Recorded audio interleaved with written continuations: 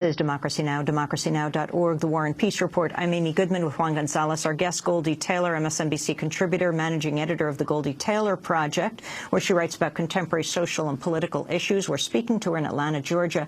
Goldie, can you tell us your own story about the linkage of domestic violence and guns?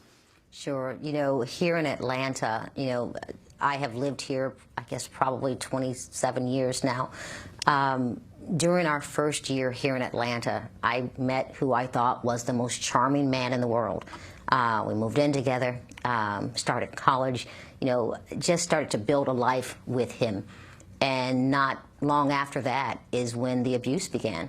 He began to isolate me from my family, from my friends, began to belittle every single thing that I did, and then it became physically abusive. I felt trapped, even though my mother lived less than 10 miles away. I was afraid to tell her what was happening because for so many young women, there is an unfortunate culture of silence, that sort of places a dome around what's happening in some of these homes. I remember a relative used to tell me back when we were younger that what happens between that man and that woman is between that man and that woman. It is probably, looking back, the most unfortunate thing that I've ever heard. It ended for me the night that I was stabbed in my back. There was a horrific beating where I was stumped and kicked, choked until I blacked out, and I ran. I took an opportunity to run, and I knew that if I didn't run, that I was going to die that night. There is a scar on my left shoulder today from where he took a paring knife from the kitchen and caught me in the shoulder just as I broke through the door. He did not serve any jail time. It was broken down to a misdemeanor and then later dismissed. And I look back on that today, and I understand that, there have been new laws on the books since that happened, including compulsory arrest, that, it is a little bit easier today to get a restraining order than maybe it used to be. There are new stalking laws on the books, and I'm grateful for all of that. But what we really have got to see is grassroots action around, providing women safe haven and then providing counseling and therapy for the men involved. And so not only punishment, but treatment, because an abuser will abuse again. Hurt people, hurt other people. And until there's some real healing. I wrote about my story because there was a young woman in the news who I kept hearing about, but I never heard her name. Her name was Cassandra Perkins, and she was the girlfriend and mother of child of Jovan Belcher. And I woke one morning to find that he had shot her 9 times and killed himself. And relatives and friends will recount that the relationship was, as they called it, fraught or troublesome. The NFL team had engaged the couple in counseling. I believe a lot of people knew that it was coming, that one day he would kill her, and no one did a thing.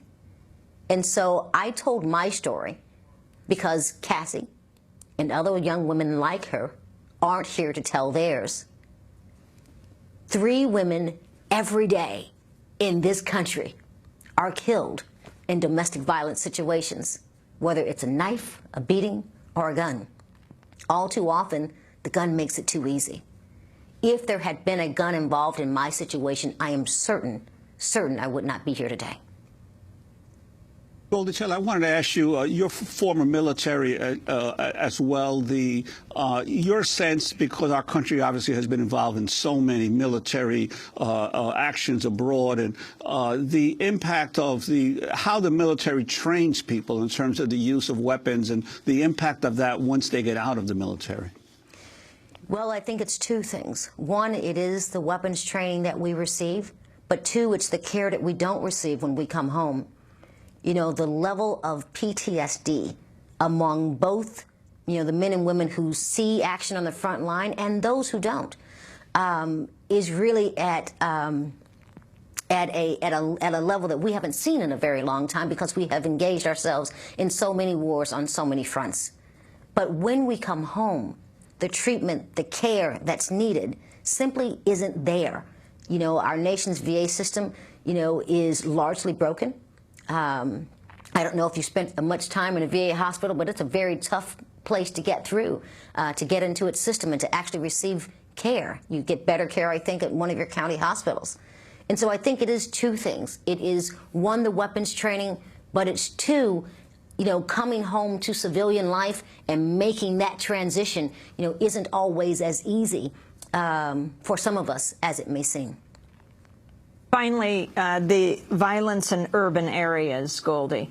How we cover violence in a place like Newtown, this horrific massacre that has taken place, the worst massacre in an elementary school in this country's history, the worst school killing after Virginia Tech, and how we cover the constant violence in the inner cities like Chicago, this figure of roughly 500 people killed in the last year, a quarter of them children under 18, in all of those cases, gun deaths. There is something very horrific about Newtown, that there were 20 children, that there were 6 adults well, 7 adults, including his mother, because I include her, even though she trained her son to shoot and he had access to those guns, she was shot in her sleep. And so I think there is something horrific about that to be set aside. But in terms of the other 30,000 plus deaths in this country due to gun violence a year, the way that they are covered by media, the way that they are investigated, the level to which they are prosecuted, that convictions come, and even the level of sentencing. All of those things are never determined by the race of the shooter. They are determined, as I've found, by the race of the victim. And so you have African-American children, Hispanic children here in Gwinnett County, where I sit today, who are dying of gun violence, and no one's talking about it. It's because, as Americans, we feel as though it is isolated or contained to certain undesirable communities, and that if we just keep it away from us, then it won't impact us. And so you see a flash of it on the nightly news. You see a flash of it on a radio program in the morning. We learned about my father's death over a radio program. But to see the national coverage, it has to be random. And it has to be somebody who looks like us. I always said when the "that could happen to me" syndrome kicks in, that's when there's coverage. That's when there is investigation and prosecution. That's when you see more heavy sentences coming to bear. And I'm writing a piece now that's tentatively titled "The Color of Life," because we as a society place differing values on differing lives according to race, gender, socioeconomic status, and all of that. Goldie Taylor, we want to thank you very much for being with us. MSNBC contributor, managing editor of the Goldie Taylor Project, where she writes about contemporary social and political issues. Her website is GoldieTaylorProject.com.